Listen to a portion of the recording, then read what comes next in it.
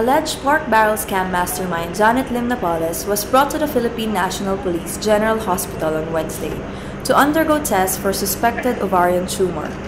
However, doctors concluded that her condition was not alarming. Yung PCM centimeter na binemention noong una noong 2013, again, tumulot out na po yun kasi at this time, iba ang nakita. So, hindi po bukol, para malinaw po, hindi po bukol ang nakita rin? Generic tayo bukol pa rin. Pero hindi na cyst. Hindi na.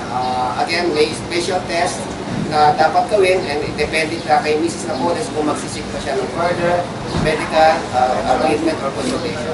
Initially, ang impression noon is right ovarian cyst. Ngayon naman, may bukol pero hindi naman sa ovary. Sa may uterus naman. Ang importante lang po ngayon, confirm po natin na wala po siyang bleeding. Kasi yan ho naman ang complaint niya. So, nung actual examination, wala pong nakitang bleeding. Ngayon po ni Mrs. Napoles is nag-mens po siya ng medyo mahaba po na katatapos ng pagbukaan after 2 days lang po naman. The mere fact na she will be sent back to sa ano pong ibig sabihin? Hindi naman malala. Hindi alarming. Hindi alarming. Iisa lang naman ibig sabihin nun. Hindi alarming at this point of time. Walang problema.